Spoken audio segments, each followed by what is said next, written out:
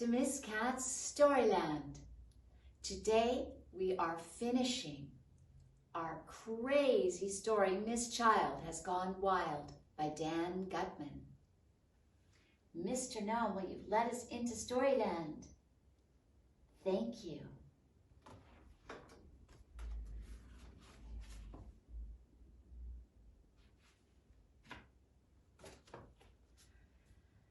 Chapter 11, the amazing surprise ending. Brian the lion was chasing Miss Child around Lion Lane like they were both in the Olympics. Emily was trying to climb the wall to get out of there. The rest of us were yelling and screaming and freaking out, except for one person, Alexia. "I'm going in there," Alexia suddenly announced. "I'm going to get Emily." "What?" I said. "How are you going to do that?" Emily took her skateboard and hung the front wheels over the edge of the concrete wall. "This is a lot like the half pipe at a skate park I used to go to," she said. "I'm going to skate down there and grab her." "Are you crazy?" Andrea shouted. "You'll get killed." Alexia got up on her skateboard, leaned forward, and dropped into Lion Lane. She skated down the wall, picking up speed, and then skated up the wall on the opposite side. Then she spun around in the air and skated back down the wall. She's a really good skateboarder. It was like watching the X Games. "Hold on, Emily," Alexia shouted. "Here I come." Alexia skated right past Brian the lion and Miss Child. Then she crouched down on her board, reached out, and scooped Emily up in her arms. You should have seen it. It was the most amazing thing in the history of the world. "Wow!" we all shouted, which is Mom upside down. Brian the lion was still chasing Miss Child. Alexia and Emily were both on the skateboard now, going back and forth from one wall to the other like it was a half pipe.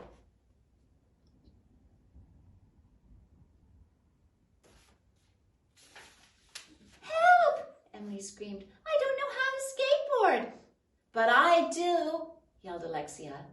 They kept going back and forth, up one wall, down the other. Finally, they built up enough speed to reach the top of the wall. Mr. Granite and Miss Hannah reached over and grabbed them, pulling them up to the top. Everybody was hugging Emily and telling Alexia how great she was at skateboarding. Andrea was standing at the side with a mean face and her arms crossed. I guess she was mad because Alexia was a big hero. We looked back down into Lion Lane. Brian the lion was still chasing Miss Child around. Just as he was about to grab her, she climbed up the wall. We all leaned over to pull her up to the top. Miss Child lay down on the grass. She was all out of breath and her hair was messed up. "Are you okay, Miss Child?" asked Andrea. "Brian the lion almost ate you." "Oh, no," she replied.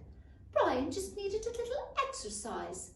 He's a gentle creature. He wouldn't hurt a fly. Blah, blah, blah, blah, blah, blah, blah, blah, blah." In the distance, we heard the honk of a school bus. "Bingo-boo!" shouted our bus driver, Mrs. Cornwall.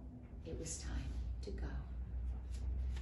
She was really tired from all that running, but Miss Child walked us over to the bus to say goodbye. "Well, I hope you enjoyed your visit to the zoo," she said. "And I hope it gave you kids a new appreciation for all the living creatures on Earth. Blah, blah, blah, blah, blah, blah. Come visit us again real soon." "We will," we all shouted. On the bus, everybody was talking about the exciting things we saw at the zoo. Binky, the artistic elephant, Lulu, the angry gorilla, and Brian the lion, who almost ate Emily and Miss Child. We all agreed that when our parents came to pick us up and asked us what we did at the zoo, we would all say, "Nothing." Mr. Granite fell asleep on the bus ride home. Mrs. Cornwall talked to us in her secret language. Miss Hannah carefully rolled up Binky the elephant's priceless painting so she could sell it and save the art program.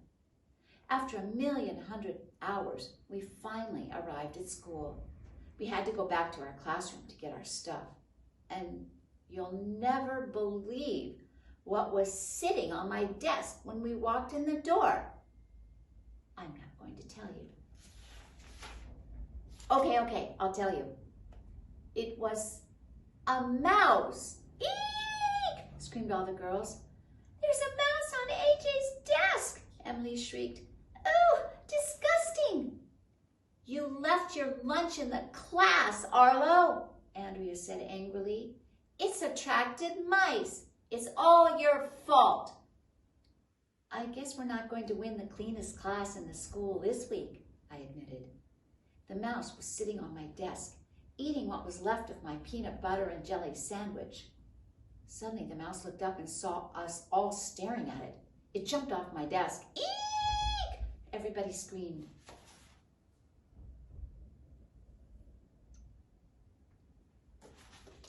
The mouse started running around the room, jumping on people's chairs and climbing on people's shoes. Everybody freaked out. Miss Hannah got a broom from the closet and started chasing the mouse around the room with it. Mr. Granite grabbed the fire extinguisher off the wall and was running around, spraying the fire extinguisher all over the place. The rest of us were yelling and screaming. Stop! Andrea yelled. Mice are living creatures too, just like the animals in the zoo. They should be treated with respect and dignity. No, they shouldn't, I shouted. Kill it! Kill the mouse! Shouted Michael. Kill the mouse! Kill the mouse! Everybody started chanting. Kids were throwing pens and pencils and erasers at the mouse. Mr. Granite put down the fire extinguisher and picked up the rolled-up painting that Binky the elephant made. He chased the mouse around the room, swinging the painting like a baseball bat.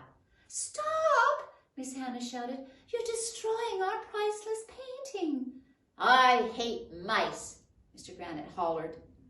Eventually, the mouse must have gotten tired of running around our class.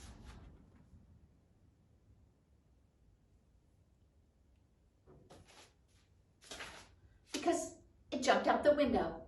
It was all pretty hilarious, and we got to see it live and in person. So that's pretty much what happened. Maybe the next time we go on a field trip, I'll remember to bring my lunch. Maybe Alexia and Andrea will stop crossing their arms and making mean faces at each other. Maybe Miss Child will stop carrying tarantulas around in her pocket. Maybe Binky the elephant will paint another masterpiece for Miss Hannah to sell. Maybe Lulu the gorilla will stop cursing kids out in sign language. Maybe Emily will be more careful when she's taking pictures. Maybe Mr. Granite will finally be able to get through a math lesson. Maybe the mouse will go to the zoo, where it will be treated with respect and dignity.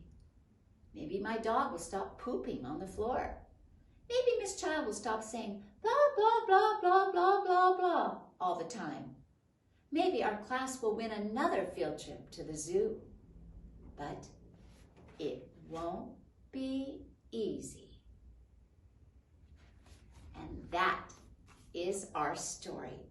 Miss Child Has Gone Wild by Dan Gutman. Thank you for joining me today in Miss Cat's Storyland. I'll see you next time. Goodbye.